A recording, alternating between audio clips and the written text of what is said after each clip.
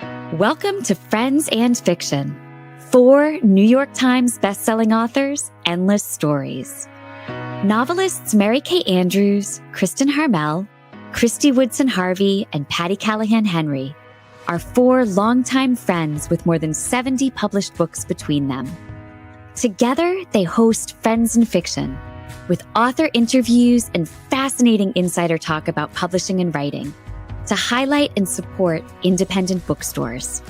They discuss the books they've written, the books they're reading now, and the art of storytelling. If you love books and you're curious about the writing world, you're in the right place. Hello, everyone, and welcome to the Friends and Fiction Show. I'm Kristy Woodson Harvey. And I'm Mary Kay Andrews. And this is Friends and Fiction, 4 New York Times bestselling authors, endless stories to support indie bookstores, authors, and librarians. And if you're not with us already, we hope you will join our Facebook group, which is nearly 300,000 members strong. We'd also like to invite you to follow us on Instagram and YouTube, and to subscribe to our Substack newsletter, and which is full of awesome bonus content. You can find out more about our community and all we have to offer at friendsandfiction.com. On this episode, we are so excited to welcome author Meagan Church to discuss her new novel, Mad Wife, which was just released on September 30th. But first, we're going to give you a little background on Meagan. Meagan is the author of emotionally charged, empathy-inducing novels, including The Last Carolina Girl and The Girls We Sent Away, which was a Southern indie bestseller and North Carolina Reads statewide book club pick for 2025. After earning a BA in English from Indiana University, Meagan built a career as a freelance writer. She is an adjunct for Drexel University's MFA and Creative Writing program and helps authors tell their own stories through editing, coaching, and workshops. A Midwesterner by birth, she now lives in North Carolina, go Heels, with her pet. I can't believe you said that. You're just saying that and coming off the heels of that big Georgia win last weekend. You're like, I can say whatever I want because Georgia. I do what I want. I got to tell you what. This is way off topic, but we were at the Carolina game and then we went back and we watched that Georgia game. Woo! Oh my word. Okay. Continue. Back to Meagan. Back to books and away from football, which is a very it can be problematic. Meagan lives in North Carolina now with her high school sweetheart, her 3 children, and a plethora. Is it plethora or a plethora of pets? I say plethora, but I think people say plethora. I think it's a plethora. It's not a dearth because a dearth is none. It's a plethora. Her new novel, The Mad Wife, was just released on September 30th. It is a haunting, literally, exploration of identity, motherhood, and the suffocating grip of societal expectations that will leave you questioning the lives we build and the lives we live. Sean, can you bring Meagan on? Hello.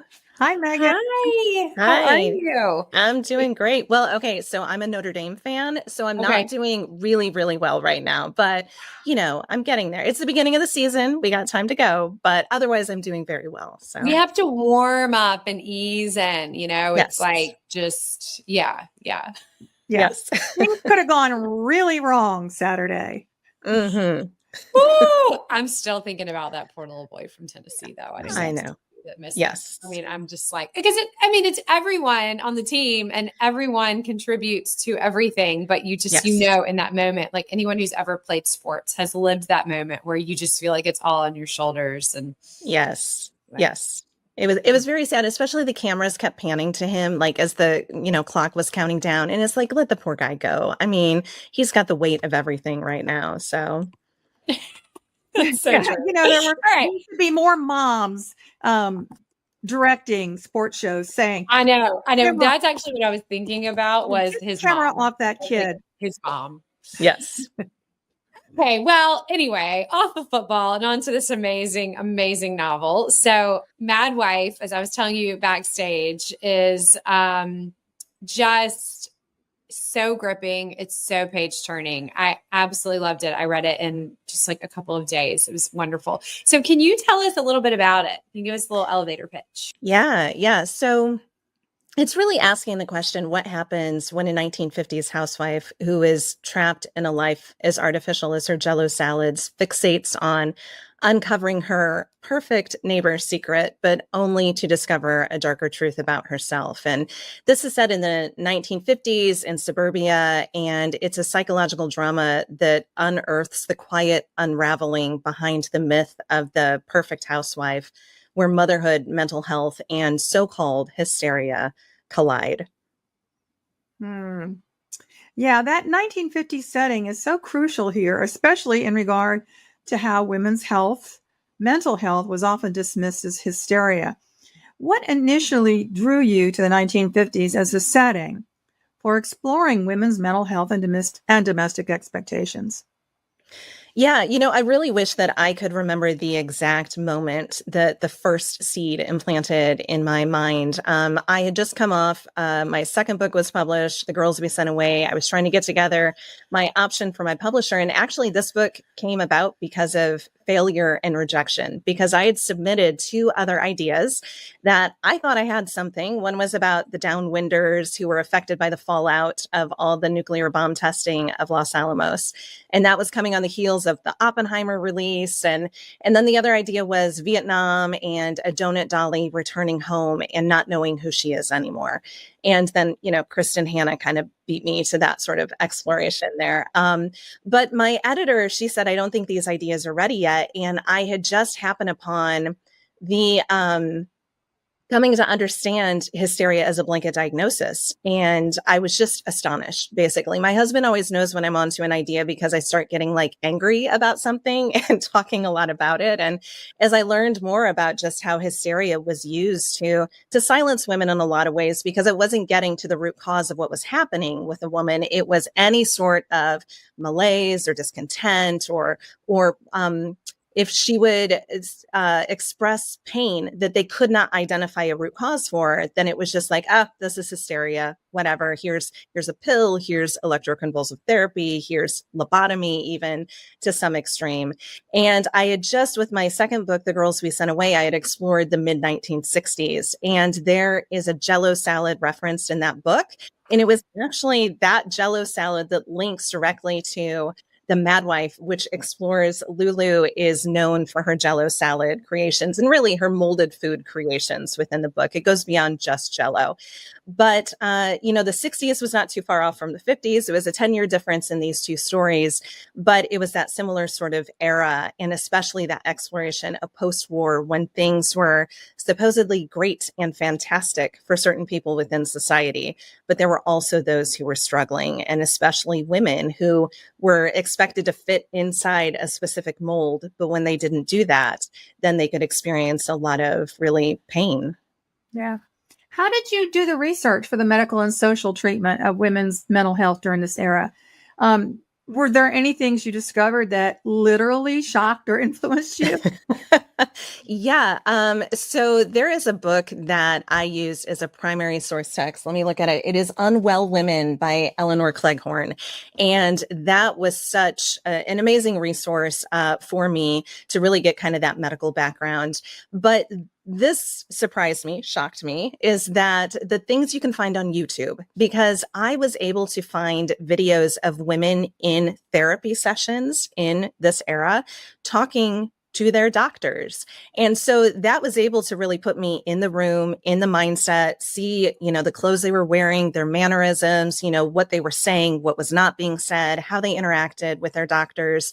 And of course, we have HIPAA laws now that would not allow that to, those types of videos to be posted today. But it was really astonishing what I could find in that regard. And I also watched interviews of people who, had experienced similar sorts of situations as what Lulu and some of the other characters come up against in this book. So crazy enough, YouTube was really a primary source of research for me. I never would have guessed that going into the book. That is so cool. Yeah. I have a dear friend from home whose mom was agoraphobic. And in the 60s, her husband had them do a partial lobotomy on her. Yeah. Yes.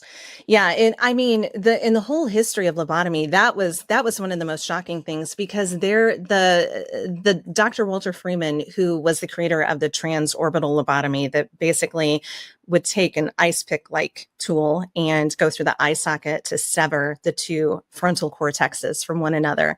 I mean, that in and of itself is shocking. But then he, in 1952, went into the state of Virginia and created this van that he called the lobotomobile, that he drove around the state, and he performed in 2 weeks' time 228 lobotomies out of this van. And it is just astonishing to think of how commonplace a procedure like that was at that time, especially because, sometimes the good outcome would be that the patient would be more docile and happy and satisfied afterwards. But this was not always a successful operation. And sometimes, they were left incapacitated, unable to speak. And in too many instances, they actually died shortly after the procedure. But here this guy is just driving a van around Virginia and just performing them out of his van. So there were a lot of astonishing research nuggets that I came across in this one. Yeah, wow. I wonder what percent of his patients were women? I don't have that number in front of me, but it was high. Yes, definitely the majority. Yeah. Exactly. Well, unfortunately, I think we still, even in 2025, I know people personally, and I've heard, all sorts of stories of, people being ill and someone not being able to really figure it out. And they're like, well, she's crazy, or we need to just put her on these meds, or she's making it up, or it's not real, or it's psychosomatic, or whatever. So did you find any parallels between attitudes toward women's health and women's mental health in particular, between 1950 and today? Yeah, absolutely. And really, I talk about kind of some ghosts that came together to inspire this book. And one of the ghosts is women I know within my own life that have struggled to, have a diagnosis, because Cleghorn in her book says something to the effect of, if the pain cannot sediment in a test tube, then it's not believed to be real. And, there are a lot of diseases and disorders that we experience that they're not going to show up in test results in that manner. But when we're then dismissed, instead of actually finding the root cause, then there's a lot more suffering that can happen. And so I know too many women in my own life who have still continued to struggle. And the book is dedicated to my mom, who she has dealt with anxiety her entire life. And so I say that, in the dedication to her, about thank you for her love and support through the shadow seasons of her life. And for her, it wasn't necessarily the same sort of misdiagnosis that she had to go through, but it was still this, especially as a child, of just not understanding what anxiety was in a child. And she experienced agoraphobia after the birth of her first child. So it really was inspired by an amalgamation of women that I've known personally, or, just come across the stories of as well.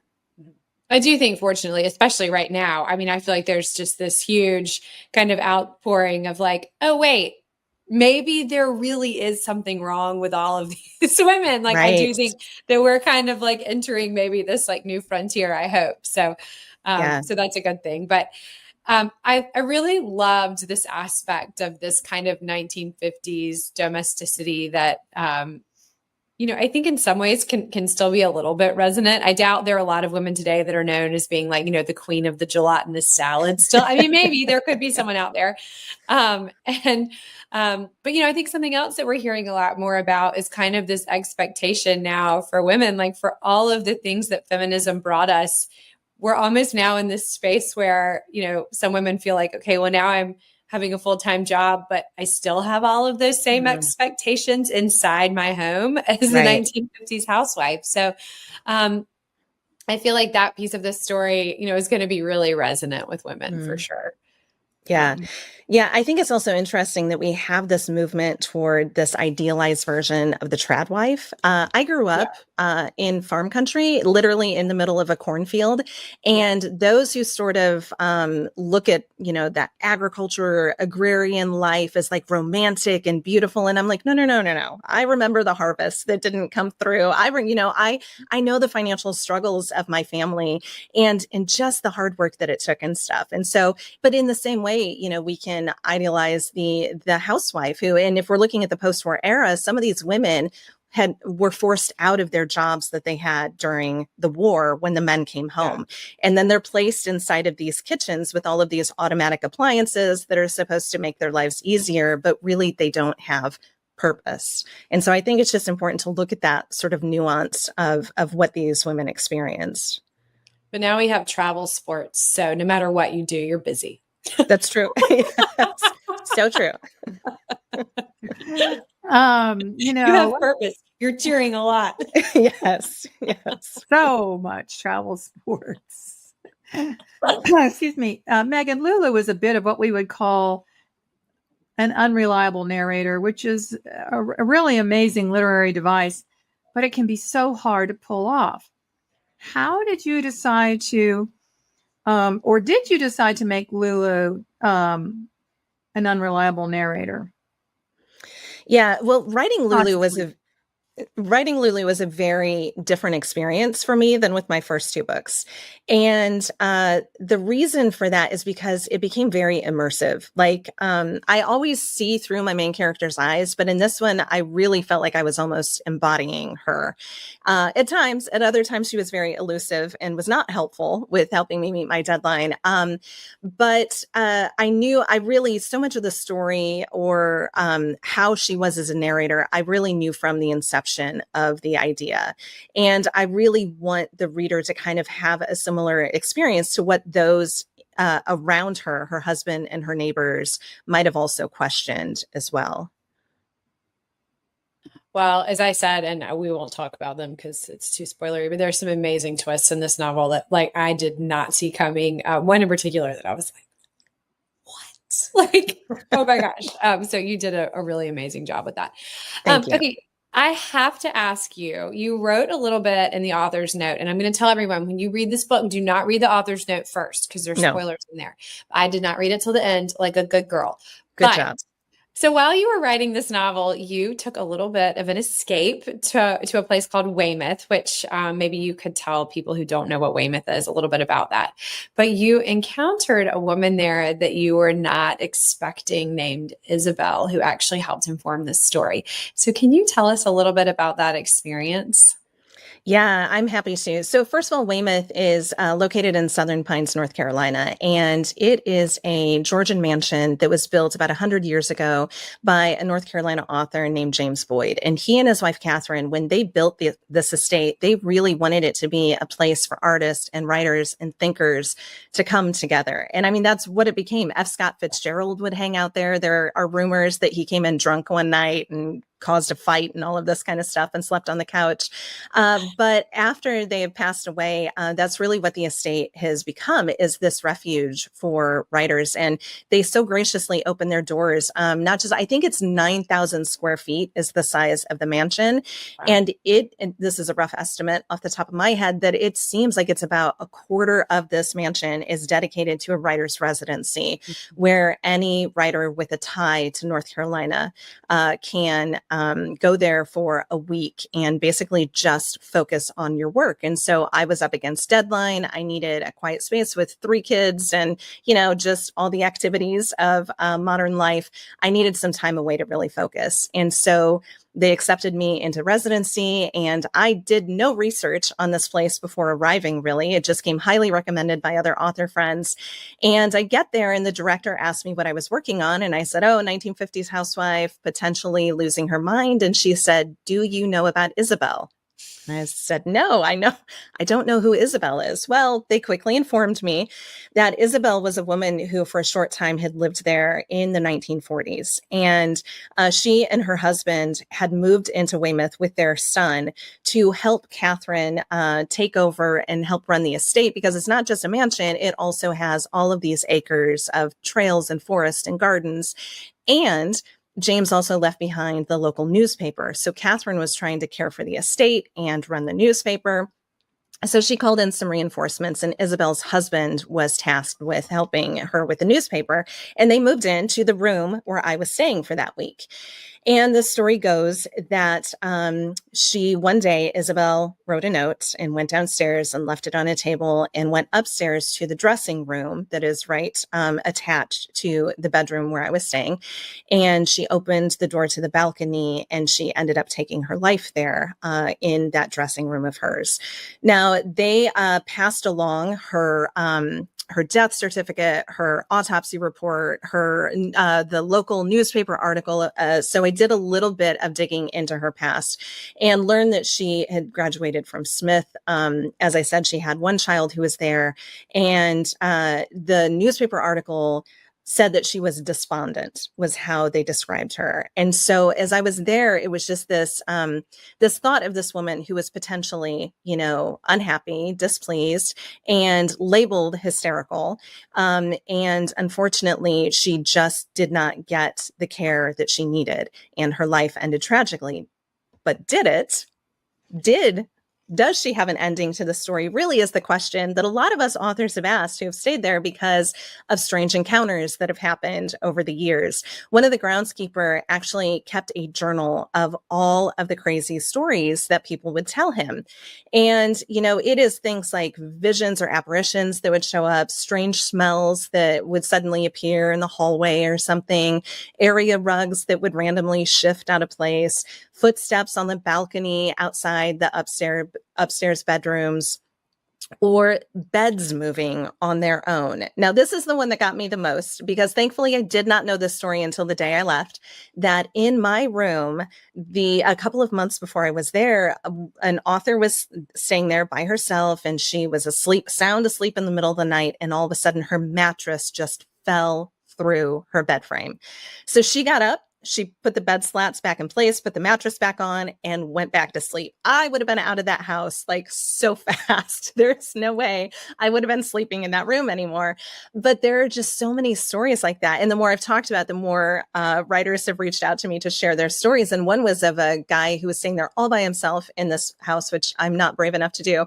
And one night he heard a party downstairs. So he goes down the stairs, he walks through the kitchen, and there's a swing door into the dining room, and he can hear the music. He can hear people talking. He sees lights and shadows underneath the door, and he opens the door to the dining room, and nobody is there. It is completely dark. No lights are on. No music is playing. Nothing.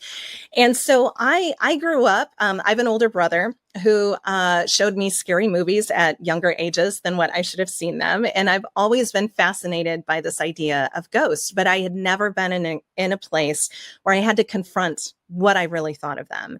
And while in the daylight, I am logical and rational and reasonable, when I'm lying in my bed and the closet door just randomly opens in the middle of the night, or I hear footsteps outside the door and a child screaming at like 3 a.m, my mind was really questioning what do I believe in ghosts? And I still don't have a full answer to that, but I know what I felt with just hearing more about Isabel was this call to really get this story written, because the story, Lulu is not Isabel, but it's still, I felt that she was a representation of a woman like Isabel, who, even though Lulu is fictional, there are women who have had these experiences in their real lives. Well, it's so interesting when we're working on something, and, I feel like sometimes the stories are chasing us, or they find us in these really interesting ways. So I feel like that was not by accident. Okay, so we have to talk about the neighborhood in this book for just a minute, because I don't know if this is how you envisioned it, but I was picturing like the Bewitched neighborhood and the Bewitched house. So Bewitched is like one of my favorite shows ever of all time. And I was just picturing, that like perfect street, the kind of like all the houses sort of look the same. And Lulu even talking about, she's in a neighbor's house and she's like, we could have found the powder room by closing our eyes because all the houses are exactly the same. Right. So how did you use this neighborhood setting to create that sense of secrets that are lurking beneath the perfect facade? Yeah, that's such a great question. And I also just want to point out the fact that the setting, the actual city and state is never defined within the book, because the TV neighborhood that actually inspired me was from the Wonder Years.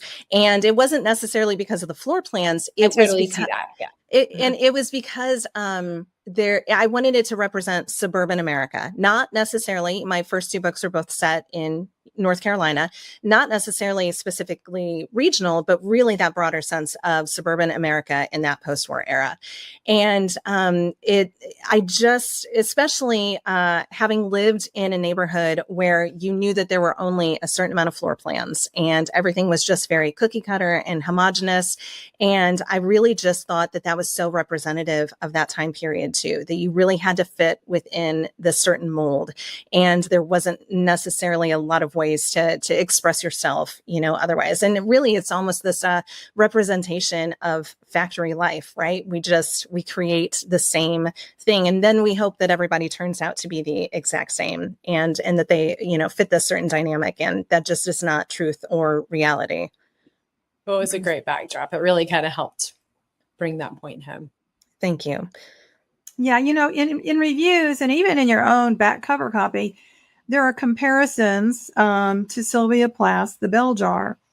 How did you approach writing about women's mental health in a way that honors that kind of literary tradition while bringing something new to the conversation? And by the way, Sylvia Plath was a Jeopardy answer either last night or the night before. Wow. So interesting. She's still so relevant. And one of the most astonishing things about her is how few books she actually wrote, because she still just is so impactful on modern literature and the fact that, she really doesn't have that many published books. But for me, as this idea started coming together, it was partially inspired by The Bell Jar, and it was a challenge to me to see if I could write a modern version of it, because my middle child, she was about, I think, 15 at the time, was wanting to read The Bell Jar, and she did, and she liked it, but she didn't love it. Like, it didn't fully pull her in and immerse her.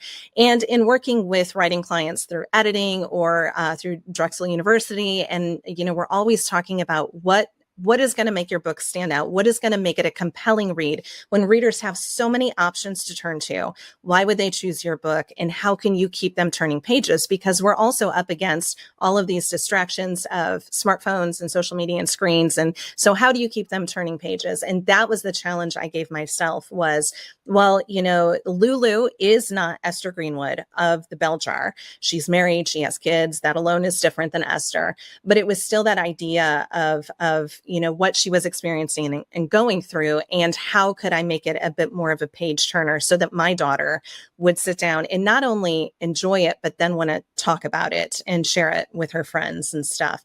And so I really did read The Bell Jar multiple times. I listened to it. Maggie Gyllenhaal does the voice work, and she is amazing as the narrator of the book, to really just kind of immerse myself in Esther Greenwood, which, by the way, Lulu's daughter's name is Esther and the neighborhood's name is Greenwood. And those were both nods to The Bell Jar and Sylvia Plath. I didn't even catch that. That was so clever. Little Easter eggs. Exactly. Yes. But I was also inspired by the short story, The Yellow Wallpaper by Charlotte Perkins Gilman, that I read it in college, and I still go back to this and reread the short story periodically. And that was set in the late 1800s, and a woman is given rest therapy by her doctor husband because she is a little hysterical and out of sorts. And I really, so we had that story that was set in the 1800s, and you get to see like how women were kind of treated in response to being hysterical. You have the Bell Jar of the 1950s, and Esther is up against, electroconvulsive therapy. And I wanted to look like, okay, where are we in 2025, and how would we respond to that, to hysteria. But, those books were really inspiration, or those stories were really inspiration of that mindset. And I just, in all the writing that I do, my ultimate hope is that when a reader is done, that they can just gain a little bit of empathy for somebody, who is pushed a bit to the margins of society for, whatever reason that is. And so I just wanted to be very careful in how I handled the story, and just making sure that it gave us this empathetic look of this woman just struggling in her everyday life and just wanting to be seen and heard. I love that. All right. So Meagan, The Mad Wife is your third novel. So can you talk, I'm telling, do you like how I told you that? It's your third novel, in case you forgot. Can you talk a little bit about the themes and messages that kind of permeate? Like, is there something that you think that you continue to explore through your work that kind of is a thread that runs through? Yeah.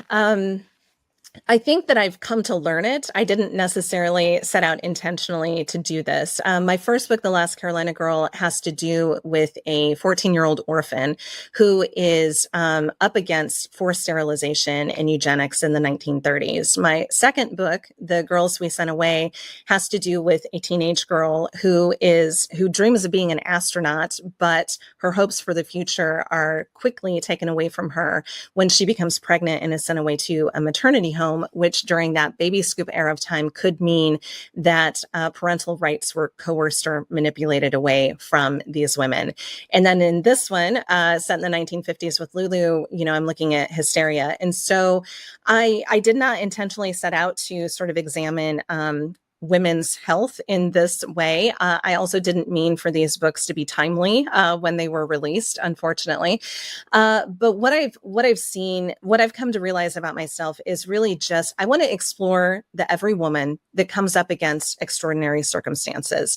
All of these are historical in setting. So of course, that's the primary genre they're placed within.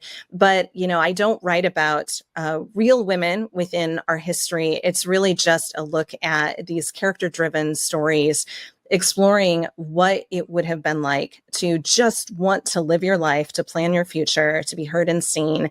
But instead, there is some sort of situation or circumstance that unfortunately you have to fight your way through to be able to live the life that you want to. Yeah. I think it's really difficult as a writer, to figure out what's the through line in your books. And I think it's really commendable that you can see so early in your career the through line. Thank you. Now we're going to ask you one of our Friends in Fiction favorite questions. What were the values around reading and writing in your family when you were growing up? And how do you think they shaped you as the writer you are today? Yeah. So I have to confess, I was not an early reader. When I go to book events, I talk about like my reading history in libraries. I always feel especially bad saying this, that I really did not read much as a kid. I always loved the idea of books. My mom would take me to the library. I'd check out the same book every time, never read it. I read the Ramona books, the Choose Your Own Adventure books.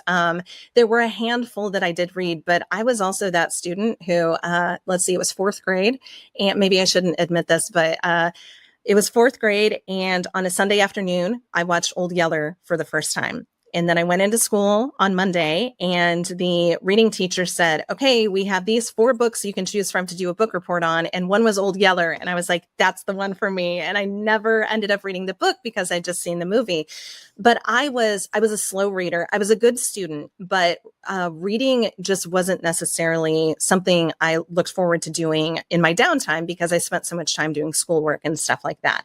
But my mom always modeled reading because she would just sit in the chair and read, whether it was a newspaper or whatever novel and my dad also read the newspaper all the time. He didn't necessarily read books, but, he would read the newspaper. And so it was a silent, quiet modeling that they did for me. But the thing is, even though I didn't always actively engage in books, on my own, I still just always loved storytelling. And I was always driven to tell stories too. And thankfully, over time, I came to realize the importance that that if I wanted to be a writer, I also needed to be a reader. And thankfully, then I also connected with books that really ignited that love and passion. But I think for me, maybe it's not a bad thing that, I don't have those stories of sitting down and reading Little House on the Prairie or, Anne of Green Gables and having that nostalgia around those stories. But when I did come to love reading, it was later in life, and it really felt like it was a choice that I owned for myself. Is there I one love book? that. Yeah. Is there one book you can pinpoint that said, okay, Megan, this is what appeals to you. This is what resonates for you.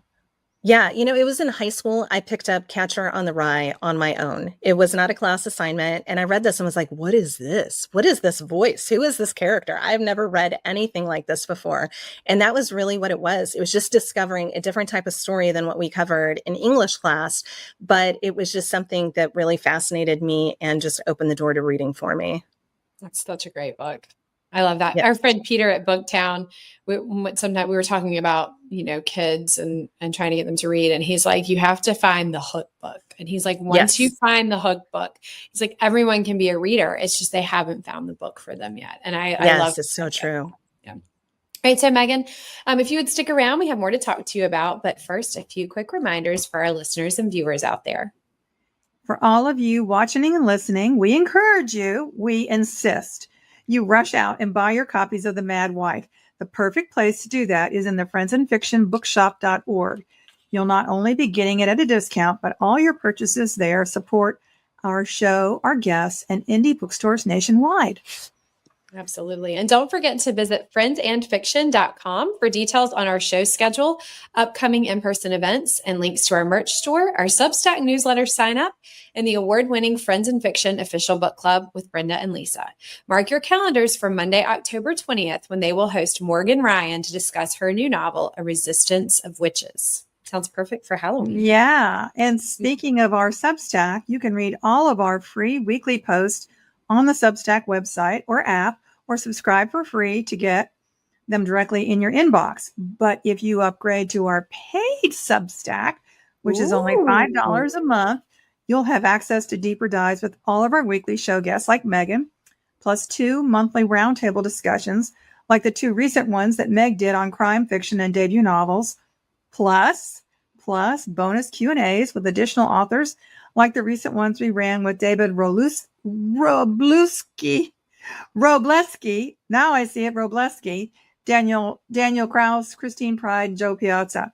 If you enjoy tuning in for our weekly author interviews, this is a great way you can support us for about $1 each week. Check us out at friendsandfiction.substack.com. Yeah. And I just have to say, as a side note, I am our finance committee, and I get so excited because I see every single time someone signs up for that Substack, and it's every day. And there are a lot of you. I will have to go and look and see how many of our subscribers are paid subscribers now, but thank you guys for joining us. And I think you're enjoying it because you keep going. So yeah. That's good. you keep the wheels on the bus. That's right. Okay, now back to you, Megan. Where can we catch up with you on the road? And will you tell our community how to connect with you online? Yeah, absolutely. So I am, when this airs, basically wrapping up a bit of a Midwest tour. I will be in Indiana to kick off this book, followed by Chicago and then Ohio, and then I'll be settling back into the Southeast. I'll be in multiple places in North Carolina, South Carolina, Georgia over the upcoming months through the end of the year, really. And so the easiest way to find out about all of that is go to my website. It's simply my name, meganchurch.com. You just have to spell it right because my parents thought, let's throw an extra A in there while we're at it. So you can go to my events page there and see my tour schedule. The social media platform I hang out on the most is Instagram, and you can find me at mchurchwriter there. Great. Hey, Megan, thank you so much for joining us today. It was such a pleasure speaking with you. And thanks for being with us on the Friends of Fiction show.